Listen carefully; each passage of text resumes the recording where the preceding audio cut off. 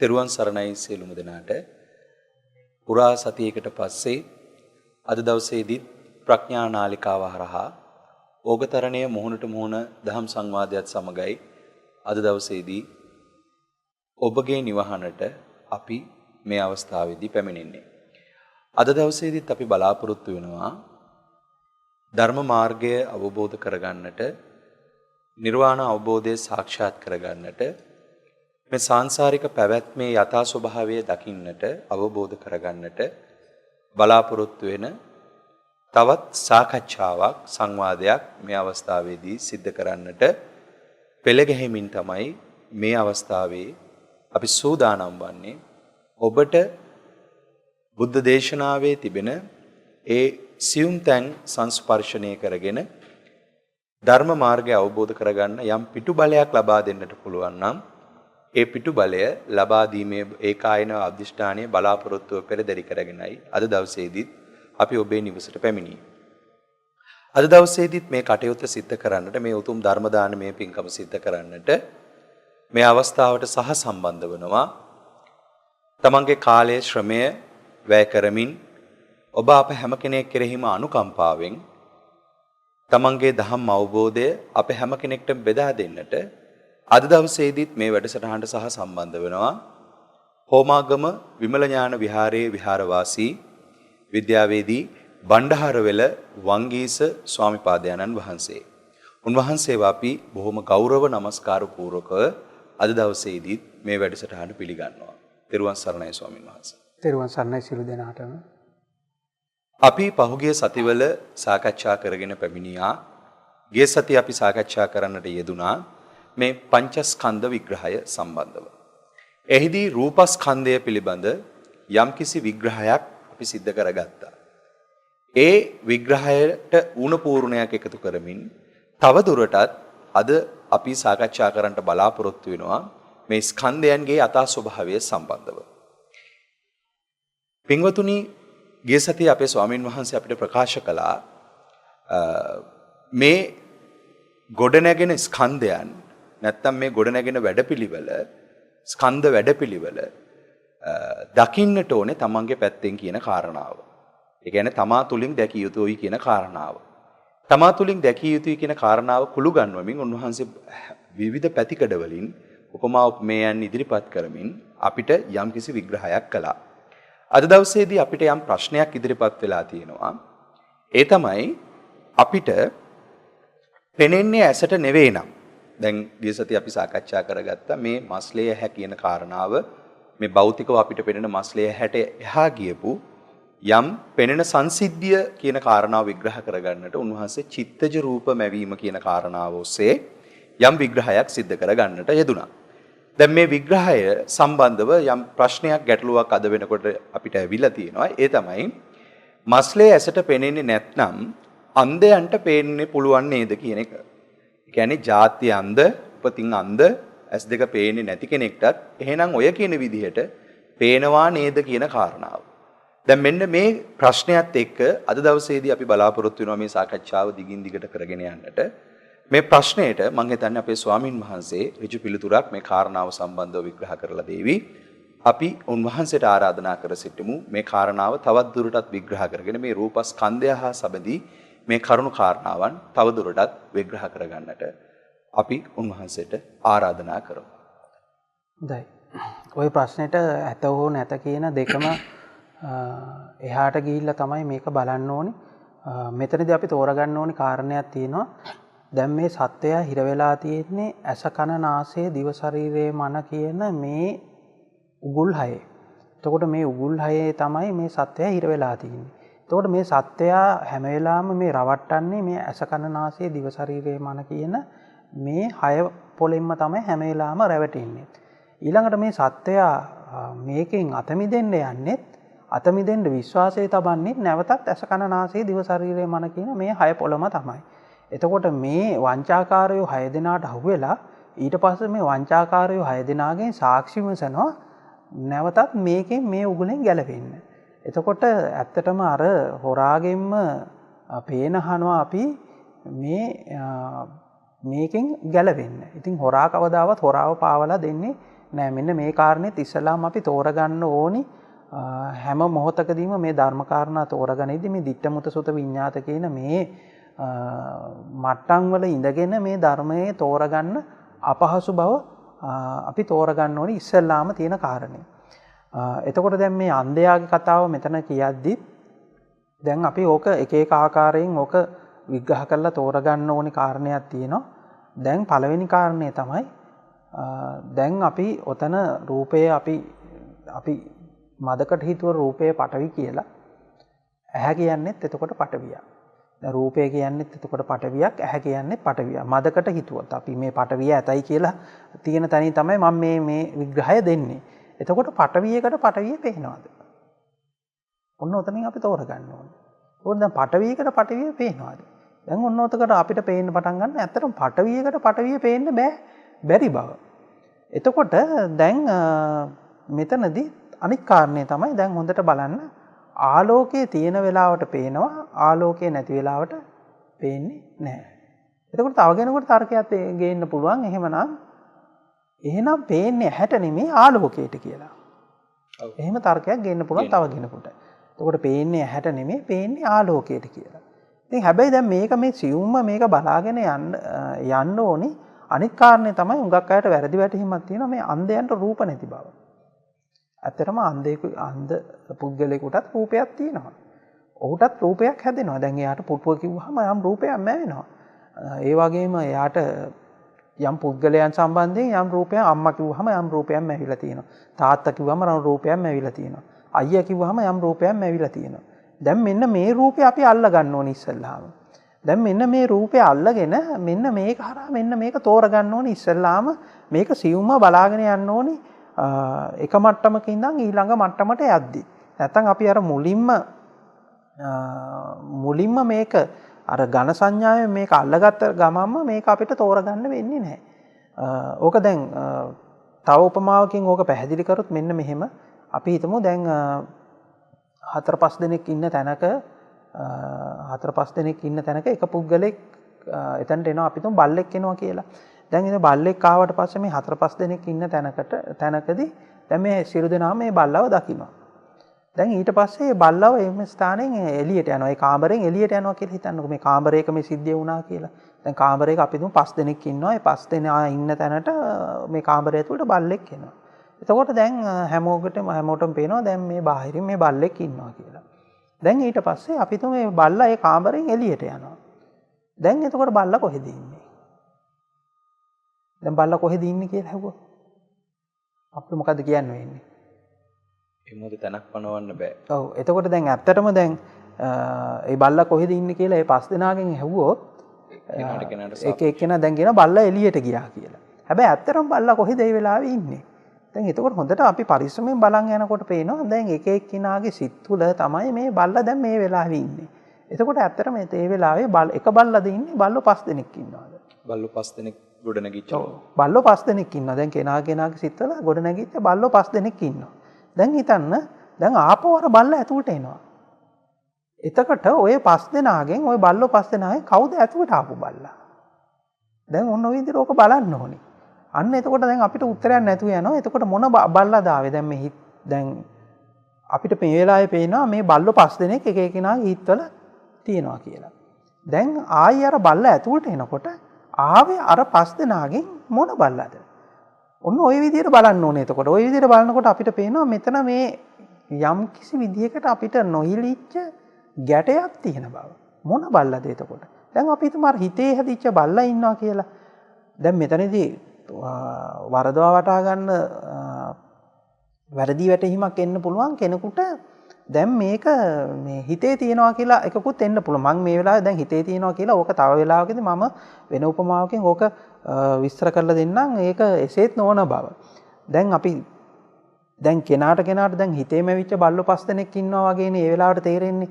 හැබැයි දැන් එතකොට ඇතුළට ආවේ මොන බල්ලාද කියලා ඇහුවොත් කාගේ හිතේ හැදිච්ච බල්ලාද ඇතුළට ආවේ කියලා ඇහුවොත් අන්න අපිට ආයෙත් මේ ගැටේ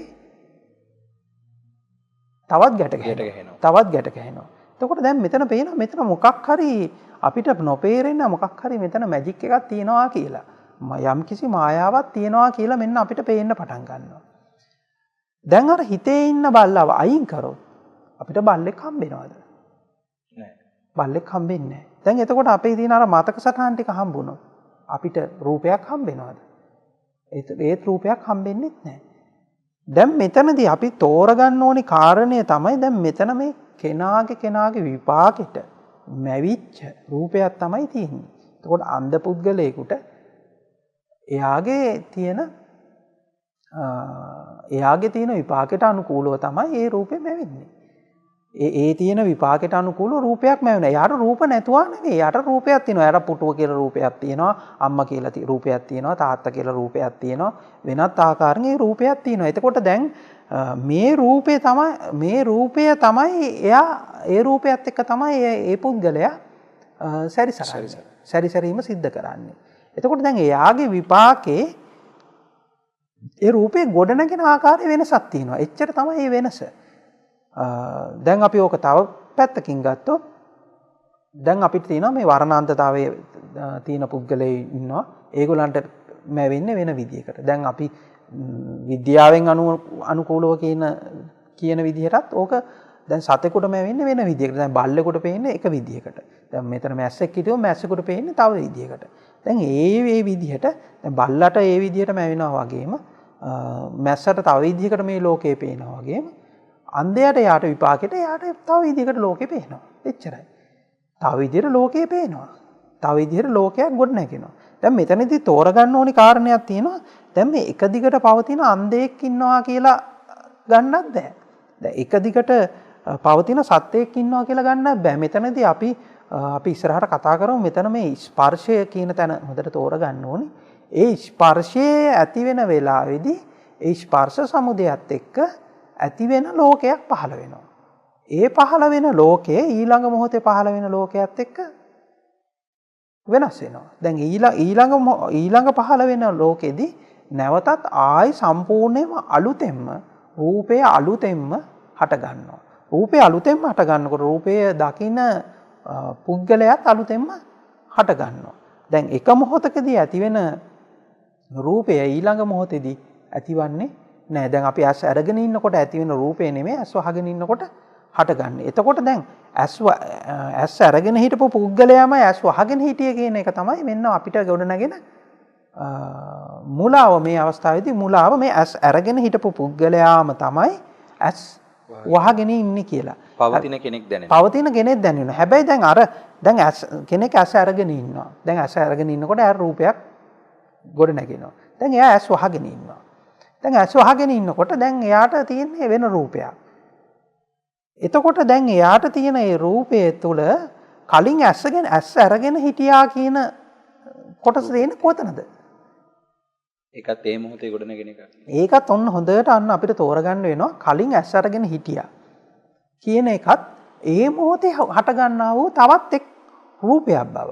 දැන් කලින් මම ඇස් අරගෙන හිටියා කියන එක මේ වර්තමාන මොහොතේ නැවතත් අලුතෙන් හටගත්තු රූපයක්.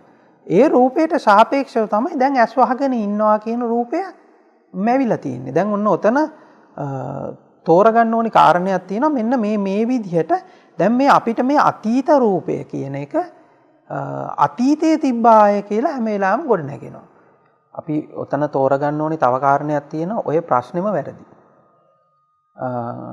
මෙතන ප්‍රශ්නේ වැරද්ද තමයි එක දිගට පවතින අන්ධ පුද්ගලයෙක් ඉන්නවාය එක දිගට පවතින ඇස් පේන පුද්ගලයෙක් ඉන්නවාය කියන තැනකින් තමයි මේ ප්‍රශ්නේ අහන්නේ. දැන් මේ මොහොතේ සත්වයා හටගන්න වැඩපිළිවෙල දැක්කනම් ඇත්තටම ওই ප්‍රශ්නේ ගොඩ නැගෙන්නේ නැහැ. දැන් මේ මොහොතට අනුකූලව ඒ හේතුන්ගේ ගැළපීමට අනුකූලව හේතින් පටිච්ච සම්භූතං හේතුබංගා නිරුජ්ජති.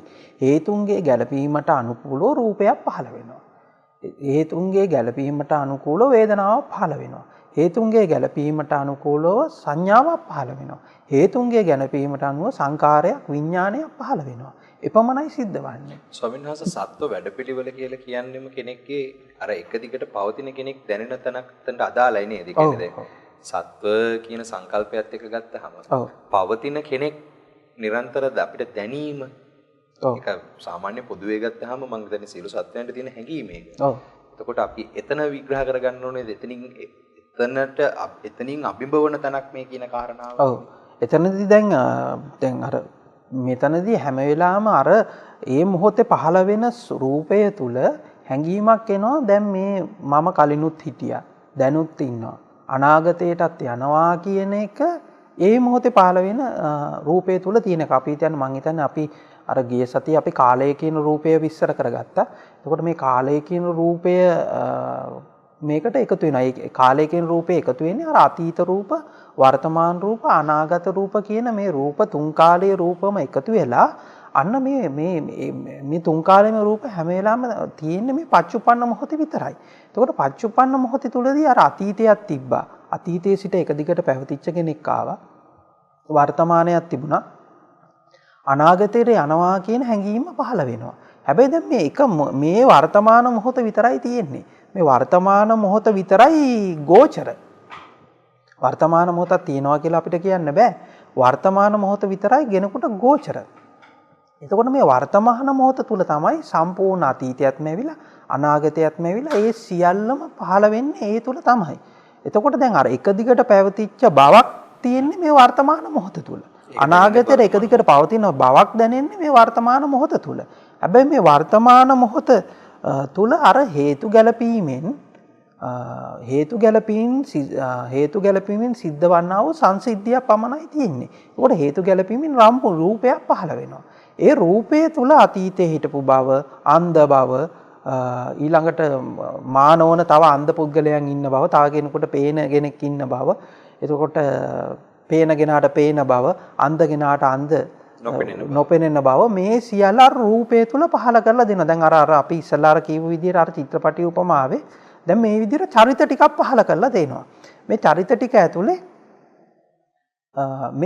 ඇතුලේ යම් සංසිද්ධියක් ගොඩනගලා දෙනවා. යම් කතාවක් ගොඩනගලා දෙනවා. දැන් මෙතන මේ විදිහේ මෙහෙම කතාවක් තිබුණ නැත්තම් මේ මායාව ඇතුලේ මේ විදිහේ මෙහෙම කතාවක් තිබුණ නැත්තම් මේ කතාව තුල මේ හොඳ ලස්සන ගැළපීමක් තිබුණ නැත්තම් මේක මායාව කියලා ඉක්මනටම අල්ල ගන්නවා.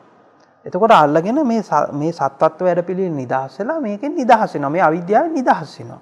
හැබැයි මේක මේ හැදිලා තියෙන්නේ එහෙම ලේසියෙන් නිදහස් වෙන්න පුළුවන් තැනක නෙමෙයි. ඉතින් මේක ඇතුළේ අර ලස්සනට කරුණු කාරණා එක දිගට ගැළපෙන විදිහටම තියෙනවා. ඒක තමයි මේක අර සියුම්ම අපි බලන්න ඕනි අර ditta sutta විඤ්ඤාත කියන මට්ටම ඔක්කොම අභිභවා ගිහිල්ලා මේක දකින්න ඕනි. දකින්නකොට පේනවා දැන් මේ අන්ධයා කොහෙද ඉන්නේ? දැන් ඔබට අන්ධ පුද්ගලයෙක් මැවෙනවා කියලා හිතන්නකෝ. එතකොට මේ අන්ධ පුද්ගලයා කොහෙද ඉන්නේ? එයාට නොපෙනෙන බව තියෙන්නේ කොහෙද? දැන් මේ පැත්තෙන් අනිත් පැත්තට දැන් අන්ධ පුද්ගලයාට සාපේක්ෂව කවුද ඉන්නේ? පෙනෙන පුද්ගලයා. එතකොට පෙනෙන පුද්ගලයා කොහෙද ඉන්නේ? එයාට පෙනෙන බව කොහෙද තියෙන්නේ? දැන් හොඳට පේනවා දැන් මෙතන අර සම්පූර්ණ චිත්‍රපටියම ලස්සනට හැදිලා තියෙන බව. චරිත ටික ඔක්කොම චිත්‍රයක් සකස් වෙනවා. ඔව් සංකල්පීමේ එකම දැන් මෙතන චිත්‍රපටිය කිව්වට දැන් චිත්‍රපටිය පැය 3ක් නැත්තම් පැය 2ක් පැයක් තිස්සේ දුවනවනේ. මේක එහෙම දුවන්නේ නැහැ. එකපාර එක දැන් ඒකයි මේක රූපය කියලා කිව්වේ. දැන් මේ රූපය ඇතුළෙම දැන් අපි හිතමු දැන් රූපයක් තියෙනවා. ඒ රූපේ එක එක චරිත පෙන්නලා ඒ චරිතවල ක්‍රියාකාරීකම් ටිකක් පෙන්වනවා. ඇත්තටම දැන් මෙතනදිත් මේ එක රූපයක් ඇතුලේ අර චරිත ටික ඔක්කොම හදලා අන්ධෙක් ඉන්නවා, ඇස් පේන කෙනෙක් ඉන්නවා, ඇස් පේන කෙනාට ඇහක් තියෙනවා, අන්ධයාට ඇහක් නැහැ. එයාට පේනවා, මෙයාට නොපෙනෙනවා. මෙන්න මේ සංකල්ප ජාලාවම අර රූපය ඇතුළට එබ්බිලා තියෙනවා. ඒ එබ්බිලා තියෙන ඒ රූපය ඇතුලෙන් මේ සම්පූර්ණ මුළු සසරකම කතාවක් එකපාර දැනෙන්න සලස්වනවා. මෙන්න මේක තමයි මේකේ තියෙන අපූර්වත්වය. එතකොට එතන තියෙන හේතු ගැලපීම හේතුන් පටිච්ච සම්භූතං හේතු බංගා නිරුජ්ජති. එතකොට දැන් මෙතන තියෙන හොඳ භූතය. දැන් අපි කියනවා භූතය කියන්නේ මොකද්ද? භූතය කියන්නේ අතන අපි දැන් භූතය කියන්නේ අතන බොරුව කියන එකනේ. දැන් අපි භූතයෙක් කියලා කියන්නේ. දැන් මේ හිතේ හදාගත්තු බොරුවක් කියන එකනේ. දැන් එතකොට දැන් මෙතන හේතුන් පටිච්ච සම්භූතං හේතුන්ගේ සමவாயෙන් හේතුන්ගෙන් ගැලපීමෙන් ඒ වෙලාවේ අන්න කතන්දරයක් නැවෙනවා. චිත්‍රපටියක් නැවෙනවා. එක දිගට පැවතිච්ච බවක් නැවෙනවා. ඒක ඇතුලේ චරිත තියෙන්න ඕනේ. දැන් කතාවක් එන්නේ නැහැනේ නිකන් හිස් රූපයක් තිබ්බට. ඒකේ චරිත ටිකක් තියෙන්න ඕනේ. දැන් ඒක ඇතුළේ ඉන්න ඕනේ අන්ධ අය ඉන්න ඕනේ. ඇස් පේන අය ඉන්න ඕනේ. ආලෝකයේ තියෙන්න ඕනේ. අඳුර තියෙන්න ඕනේ. දැන් මේ විදිහේ සාපේක්ෂක ගොඩක් ඉන්න ඕනේ. දැන් මේ සාපේක්ෂක ගොඩ හරහා තමයි මෙන්න මේක ඇති බවක් මේක අර විචිත්‍රවත් බවක් සුන්දර බවක් තියෙන්නේ. එතකොට තමයි අන්න පවතින බව හොඳටම දැනෙන්නේ. දැන් මෙතන වරදවා වටහා ගන්න පා කිසිම වෙලාවකවත් මේක හිතේ හදාගත්ත කියන තැන නෙමෙයි මේ කියන්නේ. හිතේ හදාගත්ත කියපු තැනත් මෙතන වැරද්දක් තියෙනවා හිතේ හදාගත්ත කියන තැන. ඒක ගැඹුරට යනකොට ඒ කාරණාව විග්‍රහ කරන්න මුලින් අපි මේ මට්ටමට ආවා. හැබැයි දැන් ඊළඟට යනකොට පේනවා ඒක එහෙම කියන්නත් බැරි බව. දැන් ඕක ලස්සන අපූර්ව සෙන් කතාවක් තියෙනවා. මේ සෙන් කතාවගේ මේ හාමුදුරුවෝ දෙන්නෙක් මට මතක විදිහට පොඩි වාදයක් යනවා. මේ ගලක් තියෙනවා. එක්කෙනෙක් කියනවා ගල තියෙන්නේ එළියේ කියලා. අනිත් එක්කෙනා කියනවා ගල තියෙන්නේ ඇතුලේ කියලා හිතේ. දැන් මේ බුද්ධ ආගමට අනුව සියලු දේවල් හිතේ හදාගත් එකක් කියලා මේ ගල තියෙන්නේ ඇතුලේ කියලා කියනවා. එතකොට තව කෙනෙක් කියනවා දැන් ඔය ගල තියෙන්නේ හිතේ නම් ඔබට දැන් ඔය ගලත් එක්ක තනින් තන ඇවිදිනකොට ඔබට මහ ලොකු බරක් දැනෙනවා ඇති කියලා. හරිද? දැන් මෙතන තෝරගන්න ඕනි කාරණේ ඇතුළ හෝ එළියේ නෙමෙයි. මේක ඇතුළක් තියෙනවා කියන එකත් එළියක් තියෙනවා කියන එකත් මේ සාපේක්ෂක හරහා ගොඩනැගෙන හැඟීමක්. මේ එළියකට සාපේක්ෂව ඇතුළක් තියෙනවා ඇතුළකට සාපේක්ෂව එළියක් තියෙනවා කියන එක මේ එකිනෙකට සාපේක්ෂව ගොඩනැගෙන හැඟීමක් විතරයි. ඇතුළ තිබුණොත් තමයි එළිය තියෙන්නේ. එළිය තිබ්බොත් තමයි ඇතුළ තියෙන්නේ. ඇතුළෙන් තොරව එළිය පවතින විදිහකුත් නැහැ. එළියෙන් තොරව ඇතුළ පවතින විදිහකුත් නැහැ. දැන් මේ කතන්දරේ හොඳට හදන්න මේ එළියකට සාපේක්ෂව ඇතුළක්ම අවලා ඇතුළකට සාපේක්ෂව එළියක් තියෙන බව දැනෙන්න සලස්සනවා. මේ එළිය ඇතුළේ කතාවක් නෙමෙයි. මේ හිතක හදාගන්න එහෙම කතාවකුත් නෙමෙයි. එතකොට මේ හිතක් කියන එකක් පහළ වෙන්නේ හිතක් කියන එකක් තියෙන බව දැනෙන්නේ අර හේතුන්ගෙන් ගැලපීමෙන් අර රූපය තුලමයි. එතකොට රූපය තුලම තමයි අර හිතක් තියෙනවා ඒ හිත එහෙම නැත්නම් නිරීක්ෂකයෙක් ඉන්නවා කියන එකත් අර රූපය ඇතුලේ තියෙන තවත් රූපයක්ම තමයි. එතකොට මෙන්න මේ විදිහට මේක තෝරගන්න ඕනේ. එතකොට ඇත්තටම අන්ධ බවත් ඇස්පෙනෙන බවත් අනිත් සියල්ලම මේ රූපය තුල එක මොහොතක පහළ වෙන චරිත ගොඩක්. එහෙම නැත්නම් මේක තුල පහළ වෙන යම් විචිත්‍රවත් වූ යම් ස්වභාවයන් ගොඩක් කියලා අපි දකින්න ඕනේ. දැන් මේ ස්වභාවයන් ගොඩක තියෙන ගැටලුව තමයි මේක එකිනෙකට එකක් මත එකක් පිටා තියෙන සාපේක්ෂක මතම ගොඩ නැගෙන බවක් තියෙනවා. මෙතන මේ සාපේක්ෂ කොට තියෙන දුර්වලතාවය තමයි මේ සාපේක්ෂකයක් කියන්නේ තියෙන එකක් නෙමෙයි. අර විදප්පච්චිත මූලධර්මයේ මේ ඇති කල්ලි මේ වේ මේ නැති කල්ලි මේ නොවේ කියන මූලධර්මයේ තමයි මත තමයි ඒක තියෙන්නේ. දැන් පොඩි උදාහරණයක් ගත්තොත් ඇතුළත තිබුණොත් තමයි පිටතක් පවතින්නේ. පිටතක් තිබුණොත් තමයි ඇතුළතක් පවතින්නේ. එතකොට ඇතුළත පවතිනවද පිටත පවතිනවද? හොඳට බලන්න ඕනේ. දැන් මේ අර චිත්‍රපටියේ තියෙන විචිත්‍රවත් ස්වභාවය නැත්නම් මේ රූපයේ තියෙන විචිත්‍රවත් ස්වභාවයට තමයි හැම වෙලාවෙදිම අහුවෙන්නේ. ස්වාමීන් වහන්සේ සංයුත්ත නිකායේ සූත්‍ර දේශනාවක සඳහන් වෙනවා ဒုတိ ය ගද්දුල බද්ද සූත්‍රය. ඒ සූත්‍රයේ තථාගතයන් වහන්සේ මේ හිත උපමා කරනවා වර්ණ චිත්‍රයකට.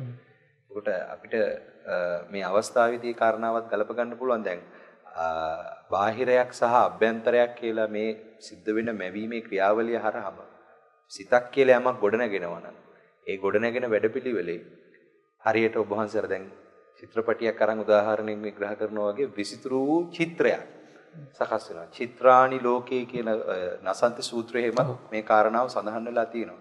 අපි තව ටිකක් මේ කාරණාව විග්‍රහ කරගමු මේ සූත්‍ර දේශනාවත් ඔස්සේ. ඔව්. දැන් මෙතනදී මේක ඇත්තටම දෙන්න පුළුවන් අපූර්වම උපමාවක්. දැන් මෙතන අපි තෝරගන්න ඕනි කාරණේ තමයි දැන් මේ උපමා දෙනකොට ටිකක් පොඩ්ඩක් පරිස්සම් වෙන්නත් ඕනේ. අනිවාර්යයෙන්. උපමා දෙනකොට ඉතා ඉක්මනින්ම උපමාවල පදිංචි වෙනවා. ඒ කතාවත් පොඩ්ඩක් කියලා. උපමාවල පදිංචි වෙනවා. උපමාවල පදිංචි වෙනවා. මේක ඇත්තටම මේක තියෙනවා මේ ලංකාවතර සූත්‍රයේ. මේක මහායාන සූත්‍රයක්. මේ ලංකාවතර සූත්‍රයේ තියෙනවා මෙන්න මෙහෙම කතාවක්. මේකේ තියෙනවා දැන් මේ බුදු කෙනෙක් ඇවිල්ලා දිශාවක් පෙන්වනවලු ඇඟිල්ලකින්. එතකොට සියලුම දෙනා අර දිශාව නොබලා සියලු දෙනාම ඇඟිල්ල දිහා බලනවා. ඇඟිල්ල දිහා බලලා ඇඟිල්ලේ පදිංචි වෙනවලු. දැන් මෙන්න මේ විදිහට මේ උපමාවේ පදිංචි වෙන ගතියක් තියෙනවා. දැන් තව තැනක මේ සූත්‍රෙම තියෙනවා මම මේ සූත්‍රය ගත්තේ ඒකේ ගන්න ඕනේ කාරණේ ගන්න ඕනේ හින්දා තව තැනක තියෙනවා මේ ලංකාවතර සූත්‍රයේම මේ සූත්‍රය සඳහන් කරනවා මේ හරියට මේ බුදු කෙනෙක් කරන මේ සූත්‍ර දේශනා මේ සියල්ල හරියට අර මුවන් විසින් දකින්න ලද මිනිගුවක් වෙන්නේ කියලා. මොකද මේ සූත්‍රයේ හරි මේ වචන පදවල හරි මේ කාරණේ නැහැ.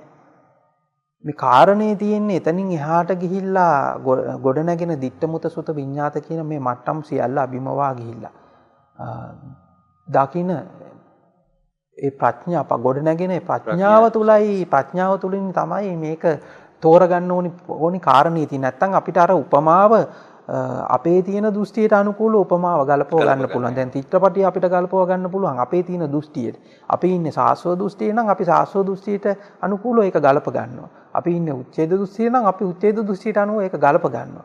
ගලපගෙන ඊට පස්සේ කියනවා මේ උපමාව වැරදි කියලා. එතකොට උපමාවේ නෙමෙයි වැරද්ද තියෙන්නේ අපි එක ගලප ගන්න විදියට අනුකූලව. දැන් මේක අර බද්දේකරාත්ත සූත්‍රයටත් ගලපලාම මම මේක කියන්න. දැන් අතීතේ ඇවිල්ලා නැහැ. අතීතේ ගෙවිලා ඉවරයි. අනාගතේ ඇවිල්ලා නැහැ. මේ බද්දේකරාත්ත සූත්‍රය කියන්නේ ඒක. පච්චුප්පන්න මොහොතේ මේක විදර්ශනා නුවණින් දකින්න කියලා. දැන් එතකොට අපිට දැන් මේ පේනවා මෙතන තියෙන්නේ එක මොහොතක පහළ වෙන රූපයක් පමණයි. එතකොට මේ එක මොහොතක පහළ වෙන රූපය දැන් අපිට අතීතයක් දැනෙන්න විදිහක් නැහැනේ මම අර එදා කිව්ව විදිහට. එතකොට මේ අතීතය කියන එකක් තියෙන්නේ මේ පච්චුප්පන්න මොහොතේ පහළ වෙන රූපය ඇතුළෙම මේක වර්ණවත් කරන අන්න එක්තරා වර්ණයක්. ඊළඟට අනාගතය ඇවිල්ලා නැහැ. අනාගතේ දැනෙන්න විදිහක් නැහැ අපිට. හැබැයි අනාගතයක් අපිට දැනෙනවා. එතකොට මේ අනාගතයත් මේ පච්චුප්පන්න මොහොතේ ගොඩනැගෙන රූපය තුල අන්න තවත් වර්ණ ගන්න ඕන තවත් වර්ණයක්. ඊළඟට බාහිර අභ්‍යන්තරය කියලා දෙකක් තියෙනවා. ඒකත් එහෙමයි. දැන් හොඳට මතක තියාගන්න දැන් අතීතයට සාපේක්ෂව තමයි වර්තමාන මොහොත පිහිටන්නේ. අනාගතයට සාපේක්ෂව තමයි වර්තමාන මොහොත පිහිටන්නේ. බාහිරට සාපේක්ෂව තමයි අභ්‍යන්තරේ පිහිටන්නේ. දැන් එකක් අනිකෙන් තොරව පවතින්නේ නැහැ. එතකොට දැන් මේවා මේ වර්ණයක් කියලා කිව්වට මේ චිත්‍රය හැදෙන වර්ණයක් කියලා කිව්වට ඇත්තටම මේ චිත්‍රය අර ඇඳලා තියෙන්නේ අහසේ. අහසේ ඇඳපු චිත්‍රයක් මේක. ඇයි? එකක් නැත්තම් තව එකක් පවතින්නේ නැහැ. මේක ඇත්තටම එක විදිහකට අර කියනවා නම් මේක අර රෑ දකින හීනයක් වගේ. දැන් හීනය තුල දෙයක් තියෙනවා කියලා කියන්න බෑනේ අපිට. දැන් අනිත් පැත්තට දෙයක් නැහැ කියලා කියන්නත් බෑ. නැහැ කියලා කියන්නත් බෑ. දැන් එතකොට දැන් මේ නැති දෙයක් ඇතිසේම පෙනෙන්න සලස්සනවා. දැන් අපිට පේනවා දැන් අතීතය තියෙන්න බෑ নিরপেক্ষව. අනාගතේ තියෙන්න බෑ নিরপেক্ষව. බාහිරක් අභ්‍යන්තරයක් নিরপেক্ষව තියෙන්න බෑ. දැන් ස්ත්‍රී භාවයේ තියෙන පුරුෂ භාවයට සාපේක්ෂව. වයස තියෙන තරුණ භාවයට සාපේක්ෂව. ආලෝකයේ තියෙන අන්ධකාරයට සාපේක්ෂව. උස තියෙන්නේ මිටි බවට සාපේක්ෂව. දැන් ඒ වගේ අන්ධ බව තියෙන්නේ පෙනෙන බවට සාපේක්ෂව. පෙනෙන බව තියෙන අන්ධ බවට සාපේක්ෂව. දැන් මේ විදිහට මේ සාපේක්ෂක ගොඩක් මේ විදිහට ගොඩ නැගෙනවා. තද බව තියෙන මුදු බවට සාපේක්ෂව. දැන් ඔහොම ඔක්කොම මේ ලෝකෙ මොන කොතන ගත්තත් අපිට හොඳට පේනවා යම් සාපේක්ෂක ගොඩක් ඔස්සේ තමයි මේක ගොඩ නැගිලා තියෙන්නේ. දැන් මේ සාපේක්ෂක හරහා තමයි මේ රූපේ වර්ණ ගැන්විලා තියෙන්නේ. එතකොට මේකත් මේ තියෙන රූපයකුත් නෙමෙයි. දැන් ඒක අර මේ පෙන පිඬුව කියන එකට මේ ගැළපිලා යන්නේ මේක මෙහෙමයි. පෙන පිඬුව කියන එකට ගැළපිලා යන්නේ මේක. දැන් පෙන පිඬුවේ මේ මහා ලොකු එකක් තියෙනවා වගේ පෙන්නනවා. හැබැයි හිස්. ඇති දෙයක් නැහැ. දැන් මෙන්න මේ විදිහටම අර අහසේ ඇඳ චිත්‍රයක් වගේ. හැබැයි මේක හරි විචිත්‍රයි. අපි හීනයක් දකිනකොට හරිම විචිත්‍රයි. ඒකේ නොයෙකුත් ඒවා දැන් අපි එක දැන් හීනයක් දකිනකොට අපිට කාලය ගැන අවුරුදු ගානක කතන්දරයක්. ලොකු මහා දේවල් සමහරට දිව්‍ය ලෝක පේනවා, අපායවල පේනවා. මහා කතන්දර චරිත ඔක්කොම මේ මැවිලා එකපාරම මැවිලා පේනවා. සමහරට අවුරුදු ගානක් හිටියා වගේ දැනෙනවා. හැබැයි පෙන්ලා තියෙන්නේ තප්පරයයි. ඉන්නේ පෙන්ලා තියෙන්නේ තප්පරයක් තුල. දැන් මේ විදිහටම තමයි මේකේ එක රූපයක් ඇතුලේ අර කාලය කියන එකත් පැනවිලා, අවකාශය කියන එකත් පැනවිලා, අර සියල්ලම පැනවිලා මහා විචිත්‍රවත් වූ ස්වභාවයක් පෙන්නනවා. ඒකේ හොඳම දේ තමයි ඒ හීනේ දකින්නත් ඉන්නේ ඒ හීනේ ඇතුළෙමයි. චිත්‍රය දකින්න ඉන්නේ චිත්‍රය ඇතුළෙමයි. දැන් මේ කියන කාරණේ ටිකක් එකපාරම අහුවෙන්න නොවෙන්න පුළුවන් මේක අහන ප්‍රේක්ෂකයින්ට. ඔබ මේක බලන්න, නැවත බලන්න. මේ උපමා පොඩක් මේ අපි මේ කියන සාකච්ඡාව තුළ තියෙන දේවල් මේක අහලා ඊට පස්සේ පැත්තකින් තියන්න. මේක ඔලුවට තියාගන්න එපා. පැත්තකින් තියලා ඊට පස්සේ මේක ඔබ එදිනෙදා කරන කටයුතු තුළින්ම මේක දකින්න පටන් ගන්න. අන්න එතකොට තමයි අතර මේ සතිපට්ඨානිය වැඩෙන්න පටන් ගන්න. ඔබ මේ රූපයක් පේනවා කියන තැනකදී, ශබ්දයක් ඇහෙනවා කියන තැනකදී මෙන්න මේක නැවතත් මේ පරීක්ෂණය පටන් ගන්න. ඕක තමයි අත්‍තරම සිදුහත් කුමාරයා කරපු පරීක්ෂණය. මේ ඇස කන නාසය දිව ශරීරය මන රූප ශබ්ද ගන්ධ රස ස්පර්ශ ධම්ම කියන මෙන්න මේක පිළිබඳ පරීක්ෂණය. අන්න ওই පරීක්ෂණය තමයි දැන් කරන්න පටන් ගන්න ඕනේ. දැන් මේක උපකාරයක් කරගන්න, හැබැයි මේක මත පිහිටා සිටින්න එපා. මෙන්න මේක බලනකොට ඔබට පෙනේ මේකේ මේ මහා පටලවිල්ලක් තියෙනවා. මහා ගැටලුවක් තියෙනවා. මහා අසුවීමක් තියෙනවා. මේ අසුවීම මොකද්ද කියලා හොඳට බලන්න. අන්න බලනකොට තමයි අන්න ලිහෙන්න පටන් ගන්න. මේ කාරණේ ලිහෙන්න පටන් ගන්න. අපි කතා කරමින් ඉන්නේ පින්වතුනි ස්කන්ධයන් පිළිබඳව, රූපස්කන්ධය පිළිබඳව. රූපස්කන්ධය පිළිබඳව ඔබට පෙනෙනවා ඇති මේ කාරණාවන් මතු පිටින් බොහොම සරලව සාකච්ඡා කරන්න පුළුවන් වගේ පෙනුනත් මේ කාරණාව විග්‍රහ කරනකොට ඒ කාරණාව ගැඹුරට විග්‍රහ කරගන්නට සිද්ධ වෙනවා. ඒක විග්‍රහ කරනකොට මේ කාරණාව විග්‍රහ කරගන්නකොට අපි පෙරත් සඳහන් කළ පරිදි අද දවසේත් අපි සඳහන් කළා මේ විග්‍රහ කරන උපමාව තුළ නැත්තම් මේ විග්‍රහ කරන හැම මොහොතකම අපි ලබා ගන්න උදාහරණ උපමාවත් එක්ක ඒ උපමාව තුළ පළපදියම් නොවි එහි අදහස වටහා ගන්නට උත්සාහවන්ත වෙන ලෙස. ඒ වගේම තමයි මේ අවස්ථාවේදී සඳහන් කරන්න ඕනේ විශේෂයෙන්ම සම්මා සම්බුද්ධ දේශනාව තුළ මේ රූපස්කන්ධයේ යථා ස්වභාවය අවබෝධ කරගන්නට දේශනා කරලා තියෙන මේ පෙන පිඬුව කියන උපමාව බොහොම ප්‍රබල උපමාවක්. ඒ උපමාව කොච්චර ප්‍රබලද කියනවා නම් මේ ශුන්‍යතා ධර්මය කෙනෙක්ට අවබෝධ කරගන්නට මහා පිටු බලයක් සැලසෙන උපමාවක්. හැබැයි මේ උපමාව මතු පිටින් අතපත ගන්නෙ නැතුව එහි ගැඹුර සංස්පර්ශනය කරගන්නට අපි උත්සාහවන්ත වෙන්නට ඕනේ. ස්වාමින් වහන්සේ ඊළඟට ප්‍රශ්න විදිහට මම ඔබ වහන්සේට ඉදිරිපත් කරන්න බලාපොරොත්තු වෙන්නේ මේ උපස්කන්ධයට අදාළවම කතා කරන්න පුළුවන් ප්‍රශ්නයක්. මේ ප්‍රශ්නේ ඉදිලා තියෙන්නේ ආරම්මණයකින් තොරව රූප සටහනක් හටගන්නේ නැහැ නේද කියන කාරණාව. කෙනෙක්ට සටහනක් හටගන්න ආරම්මණයක් එන්න ඕනේ නේද කියන කාරණාව ඉදිරිපත් වෙලා තියෙනවා. මේ ප්‍රශ්නෙට අපි මොන වගේ පිළිතුරක්ද සාකච්ඡා කරන්නේ? ඔව්. එතනදී අර කෙනෙක් ඉඳලා කෙනෙකුට ආරම්මණයක් ඇවිල්ලා ඊට පස්සේ යමක් ගොඩ නැගෙනවා කියන එක නෙමෙයි. දැන් මම මුලිනුත් ඉස්සර කරුවා ඒක නෙමෙයි.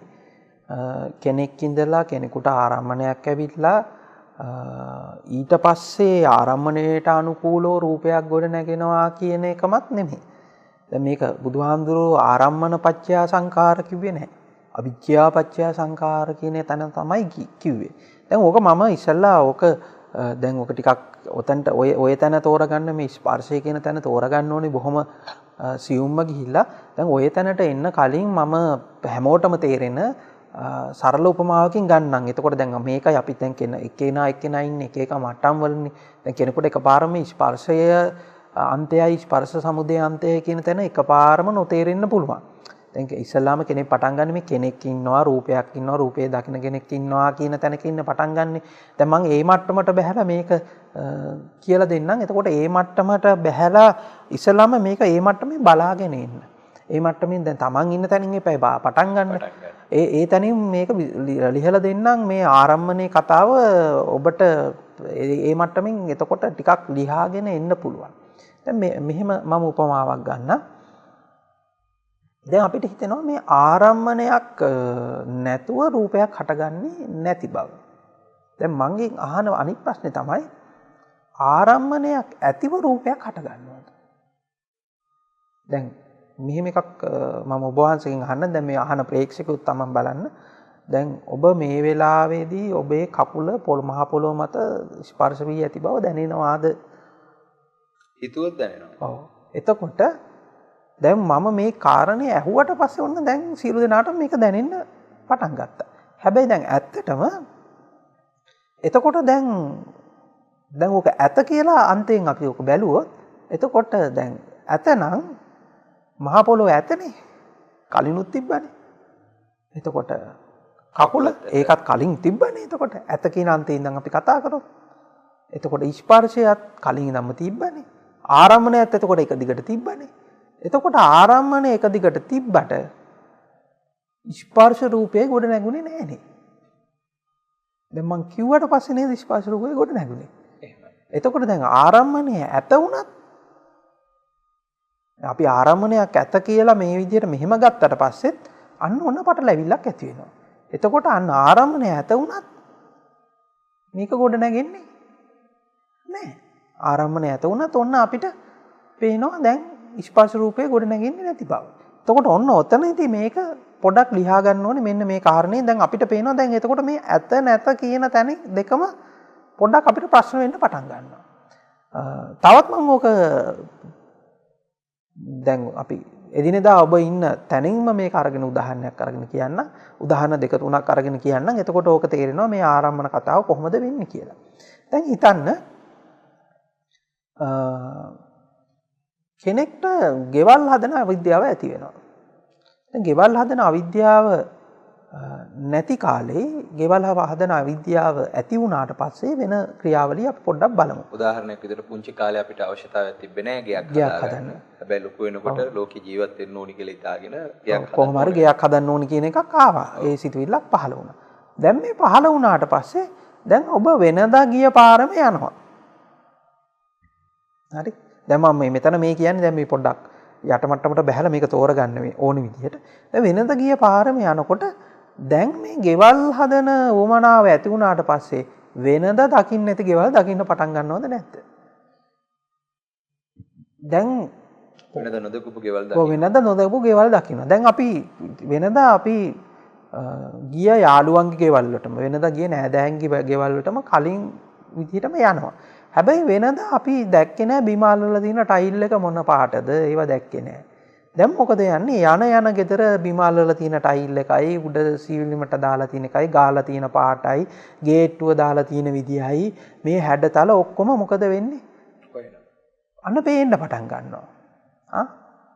දැන් වෙන මොකක් හරි කතන්දරයක් නැත්තම් ටෙලි නාට්‍යයක් හරි වෙන කවුරු හරි කතන්දරයක් මේ කතා කරන තැනකට හරි ගියන් පස්සේ ඇහෙන්න පටන් ගන්න මොනවාද?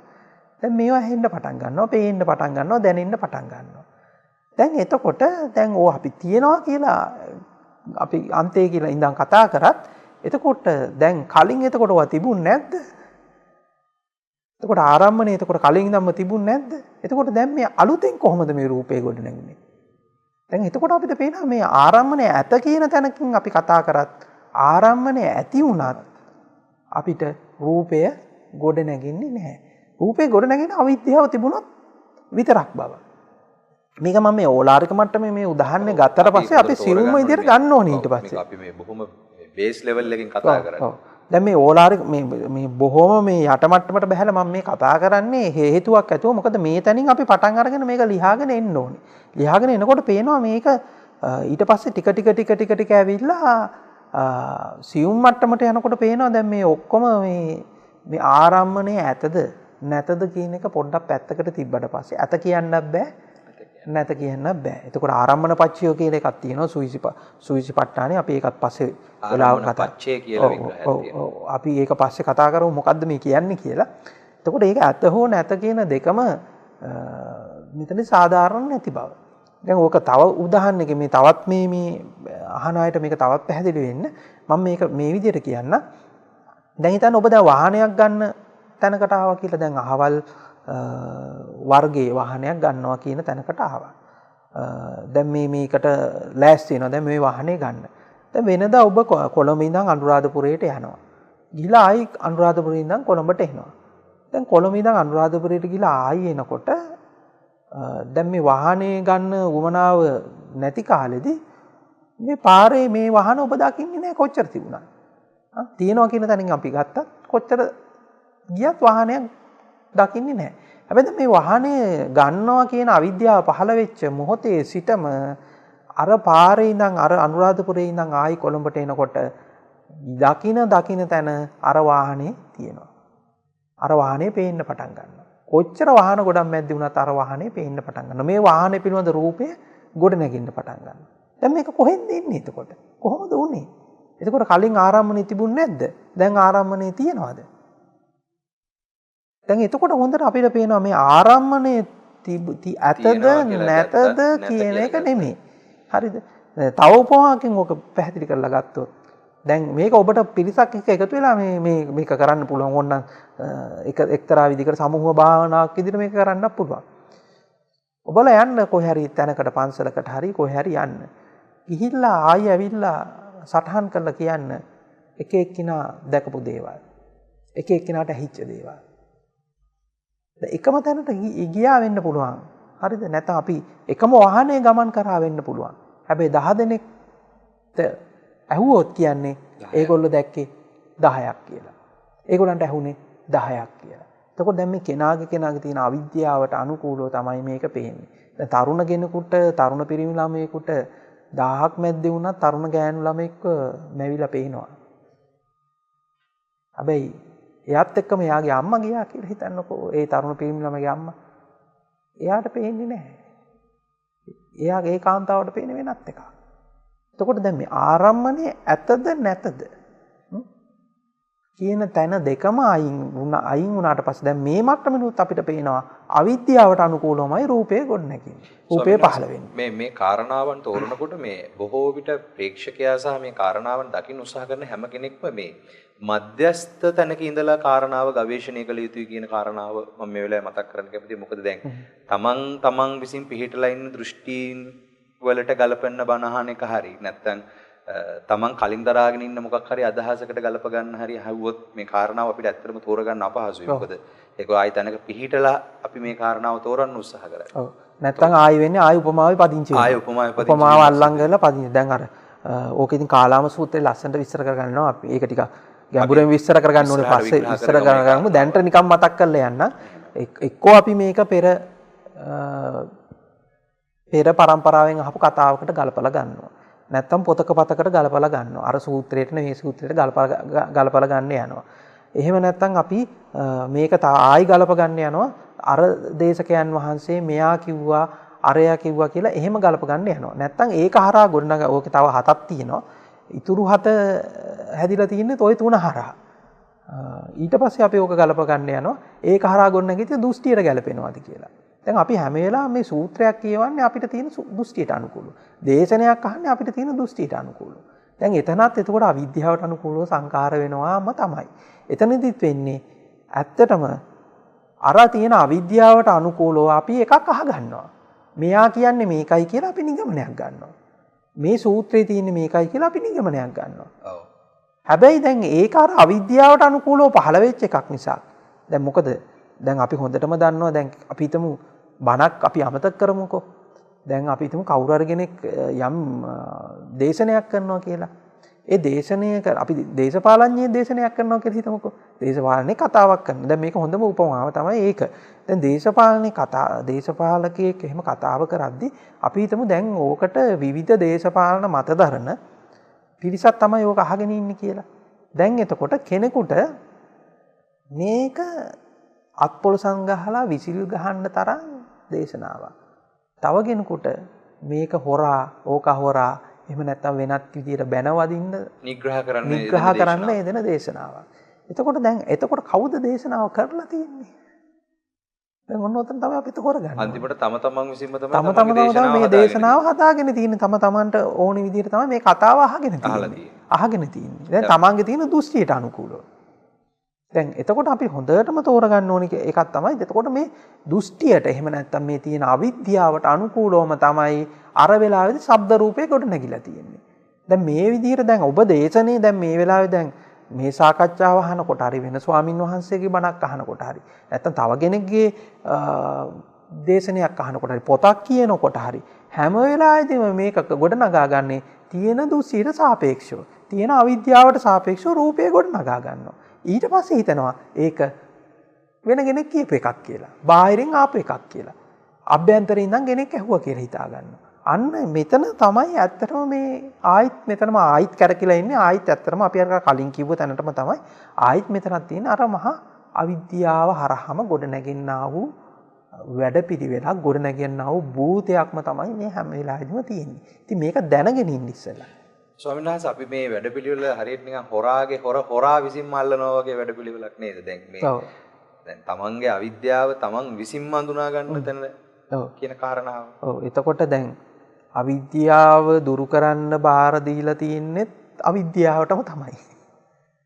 දැන් අන්න ඒක තමයි අපි තෝරගන්න ඕනේ. දැන් මේ ඒක තමයි කිව්වේ මේක හැම වෙලාවම අර මේ ඇහැට පේන රූපයක් මත පිහිටලා, කනට ඇහෙන ශබ්දයක් මත පිහිටලා, නාසයට දැනෙන ගන්ධයක් මත පිහිටලා, දිවට දැනෙන රසයක් මත පිහිටලා, එහෙම නැත්නම් කයට දැනෙන ස්පර්ශයක් මත පිහිටලා, මේක මනට දැනෙන මනට ගොඩ නැගෙන සංකල්පයක් මත පිහිටලා මේක ලියා ගන්න බැරි බව. ඒ සියල්ලම විශ්වාසද නොකරමින් අවිශ්වාසද නොකරමින් මේක තෝරගන්න ගවේෂණය කළ යුතුයි. ගවේෂණයක් නෙමෙයි.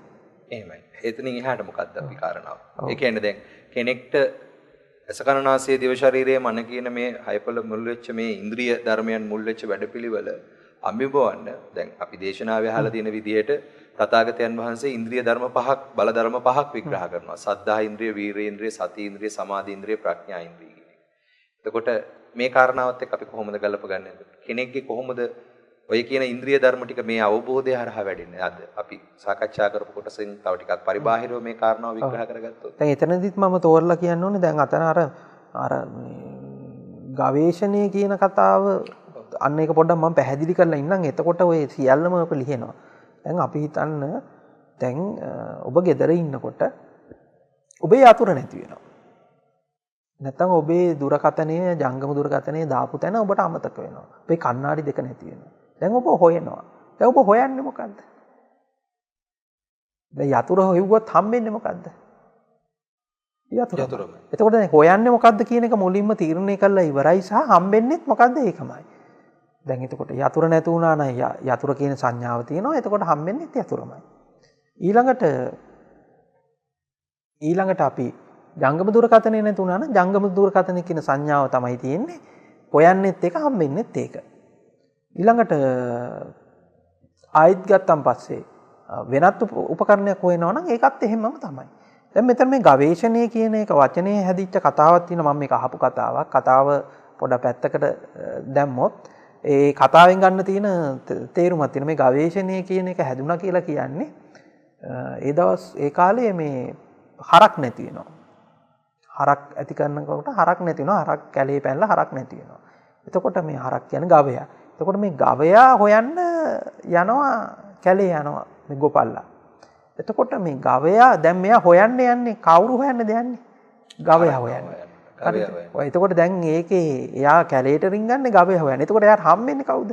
හම්බුනොත් හරකවම තමයි. එතකොට මේ ගවයා හොයන්න යනවා. එතකොට ගවයා හම්බෙනවා. එතකොට මේ ගවයා වේෂණය කිරීම තමයි ගවේෂණය කියලා ඇවිල්ලා තින්. දැන් එතකොට අපිත් මේ ඇත්තටම මේ නිවනත් විමුක්ති මාර්ගයත් හොයාගෙන යන්නේ ওই විදිහටමයි. අපි කලින්ම නිගමනයක් ගන්නවා. කලින්ම තීරණයක් ගන්නවා. නිවන කියන්නේ මේකයි කියලා. විමුක්තිය කියන්නේ මේකයි කියලා. එතකොට දැන් අපි අර ගොඩනැගිච්ච සංකල්ප වලට අනුකූලව දැන් මේ මූලපරියාය සූත්‍රය මේක ලස්සනටම විස්තර වෙනවා.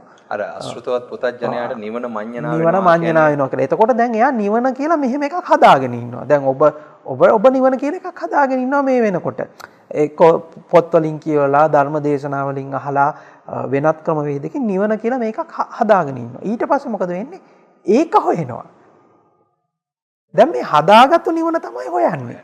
දැන් අර හදාගත්තු සංකල්පීමේ නිවන තමයි හොයන්නේ. දැන් ඒකට තමයි මැච් කර බලන්නේ. සූත්‍රයකට ගලපනවා, දේශනායකට ගලපනවා. ඒක දේශනායකට ගලපවලා මේවා මිත්‍යා දෘෂ්ටික දහම මේවා එපා. මේවා අයින් කරන්න ඕනේ. මේවා හොඳ දහම මේවා මම පිළිගන්නවා. හරිද? එතකොට දැන් මේ සූත්‍රයේ තියෙන මේ තේරුම. එතකොට මේ සූත්‍රය මෙයා කියන එක හරි. මෙයා කියන එක වැරදි කියලා හැම වෙලාවම අරකට මතම පිහිටලා තමයි මේක ගන්න. එතකොට එයා කලින්ම තීරණය කළා ඉවරයි මොකද්ද? නිවන කියන්නේ මේකයි කියලා. එතකොට එයා කලින්ම පූර්ව නිගමනයක් ගත්ත එක තමයි එයා හොයන්නේ. එතකොට හම්බෙන්නේ මොකද්ද? ඒකම අදාළ එක. ඉතින් වෙන එකක් තිබුණොත් දැන් අරයා අපි හිතමු දැන් අර පුද්ගලයා දැන් යතුරු නැති විදිහට පුද්ගලයා හොයන්නේ යතුරු.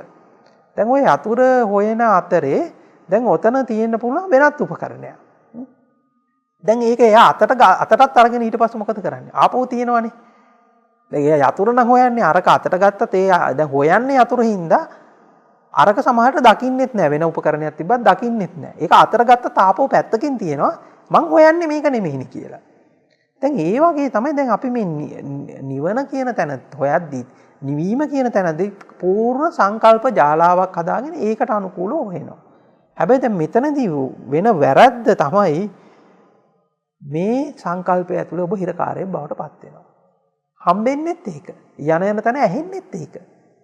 ඒකටම තමයි ගැලපෙන විදිහට හම්බෙන්නේ. දැන් මෙතනදී අර අරිය පරේෂණ සූත්‍රයේ ලස්සන්ට මේක විස්තර කරනවා. දැන් බුදු කෙනෙක් කරේ ගවේෂණයක් නෙමෙයි මේ පරේෂණය. බුදු කෙනෙක් නෙමෙයි මේ බෝධිසත්වයන්ගේ වහන්සේ කෙනෙක් කරන්නේ ගවේෂණයක් නෙමෙයි පරේෂණයක්. හරිද? එතකොට දැන් අපි මුලින්ම තීරණය කරනවා ඇහැ මේකයි රූපේ මේකයි කියලා මුලින්ම තීරණය කරන් ඉන්නවා. තීරණය කරගෙන ඒකට ගැලපෙන්න මේක තෝරගන්නවා. මේ ලෝකය මේකයි. මම කියන්නේ මෙයයි. අතීතය මේකයි. අනාගතය මේකයි. සසර කියන්නේ මේකයි කියලා කලින්ම අපි තීරණය කරගෙන ඉන්නවා. තීරණය කරගෙන ඉඳලා ඒකට ගැලපෙන විදිහට අපි න්‍යායක් හදා ගන්නවා මේකෙන් ගැලවෙන්න. එතකොට ඒකට ගැලපෙන්න න්‍යායක් හදාගත්තම පස්සේ ආයෙත් ඉතින් මේක ඇතුළෙම හිර වෙනවා. දැන් එයාට නැවතත් හම්බෙන්නේ මේකම තමයි. මේක ඇතුළේ හිර වෙනවා. දැන් පරේෂණයේදී කරන්නේ එහෙම නෙමෙයි. පරේෂණයේදී පූර්ව නිගමන මුකුත් ගන්නෙ නැහැ. පූර්ව නිගමන ගන්නෙ නැතුව මේකේ යථා ස්වභාවය අන්න නිරීක්ෂණය කරනවා ප්‍රඥාවෙන්. විමසනවා. ප්‍රඥාවෙන් නිරීක්ෂණය කරාන් පස්සේ හැබැයි එතන තියෙන ප්‍රශ්නේ හැම වෙලාවෙම ප්‍රඥාවෙන් නිරීක්ෂණය කරන්න කියලාත් අපි ආයිත් කරන්නේ අර කලින් ගත්ත දෘෂ්ටියක් ඇතුළට මේක ඔබන්න හදනවා. ඒ දෘෂ්ටි සියල්ලම අයින් කරලා යථා ස්වභාවය දකින්න. යථා ස්වභාවය දකිනකොට ඇත්තටම මම කියන්නේ දකින්න නැති යනවා. අන්න එතනට එන්න ඔබ. කවුද මේ දකින්න? ඇත්තට මේ දකින්න නැතු යනවා. ස්වාමීන් වහන්සේ මේ කියන කාරණාව බොහොම ගැඹුරුයි කියලා අපිට පැහැදිලි. නමුත් කෙනෙක්ට මේ කියන වචනේ ඇහෙනකොටම කෙනෙක්ට මේක තේරෙන්න පුළුවන්. තව කෙනෙක්ට මේක නොතේරෙන්න පුළුවන්. ඒ නිසා මේ කාරණාවන් තෝරගන්නකොට අපි මේ අද දවසේදීත් මේ කාරණාව විග්‍රහ කරන්න උත්සාහවන්ත වුණේ බොහොම මධ්‍යස්තව මේ කාරණාවන් ගවේෂණය කරන්න උත්සාහ වුණේ. ගවේෂණයට එහා ගියපු පරේක්ෂණාත්මකව මේ කාරණාවන් අවබෝධ කරගන්නට. එතකොට බුද්ධ දේශනාව උපයෝගී කරගනිද්දී පරිස්සමෙන් අපි මේ කාරණාව सिद्ध කරන්නේ. මොකද අපි උත්සාහවන්ත වෙන්න ඕනේ මේ කාරණාවන් අවබෝධ කරගන්නකොට නිරන්තරයෙන් මේ ප්‍රශ්නය කොහෙද තියෙන්නේ කියන එක. මේ ගැටලුව කොතනද තියෙන්නේ? මෙතන මේ අවුල මොකක්ද කියන එක ලෙහා ගන්නට තමා තුළින් මේ කාරණාව දකින්නට යනකොට මේ ගැටලුව निराවුල් කරගන්න බොහොම නිදහස් මානසිකත්වයක් තුළ නිදහස් පරිශනාත්මක මානසිකත්වයක් තුළ ගවේෂණය තුළින් මේ කාරණාවන් දකින්නට. ඉතින් පින්වතුනි අද දවසේදීත් අපි විවිධ පැතිකඩයන් ඔස්සේ රූපස්කන්ධය පිළිබඳව ස්කන්ධ විග්‍රහය වෙන යම්කිසි විග්‍රහයකයි අපි ඉදිරිමින් ඉන්නේ. ඒ කොටස් විග්‍රහ කර ගැනීමේදී උපමාවන් ගලපමින් යම් විග්‍රහයක් අද දවසේදීත් අපි සිද්ධ කරගත්තා. ඒ කොටස් ටික විග්‍රහ කරගෙන ලබන සතියේදීත් අපි බලාපොරොත්තු වෙනවා තවදුරටත් මේ ස්කන්ධ විග්‍රහය තව ටිකක් ගැඹුරට විග්‍රහ කරගන්නට. අද දවසේදීත් මේ විග්‍රහ කරගන්නට මේ කාරණාවන් අපිට අවබෝධ කරගන්නට මේ කාරණාවන් විග්‍රහ කරලා දෙන්නට මැදිරියට වැඩමවා වදාළ පූජ්‍යපාද බණ්ඩාරවෙල වංගීස ස්වාමින් වහන්සේ උන්වහන්සේගේ කාලේ ශ්‍රමය කැප කරලා උන්වහන්සේගේ ධම්ම අවබෝධය අපි හැම කෙනෙක්ටම බෙදා දෙන්නට බොහෝම ගරුගුණ සිතකින් යුක්තව මේ අවස්ථාවට සහසම්බන්ධ වුණා. උන්වහන්සේටත් මේ අවස්ථාවේදී අද දවසේ ඔබ අප වෙනුවෙන් මේ සිද්ධ කළා වූ මේ පුණ්‍ය සම්භාර ධර්මයට මේ සිද්ධ කරා වූ අපිට මේ සිද්ධ කළා වූ මේ දායකත්වයට උන්වහන්සේට අපි කෘතඥතාවය පළ කරමින් අද දවසේදී අපි වැඩසටහන මෙතකින් හමාර කරනවා. ලබන සතියේදී මේ කාරණාවන් තවදුරටත් විග්‍රහ කරන්නට, තව තවත් මේ කාරණාවන් විග්‍රහ කරගන්නට, අවබෝධ කරගන්නට පහසු වන ආකාරයෙන් සාකච්ඡා කරන බලාපොරොත්තුවෙන් අද දවසේ අපි ඔබෙන් සමුගන්නවා. ඔබ සෑම සියලු දෙනාට සම්මා සම්බුදු සරණයි.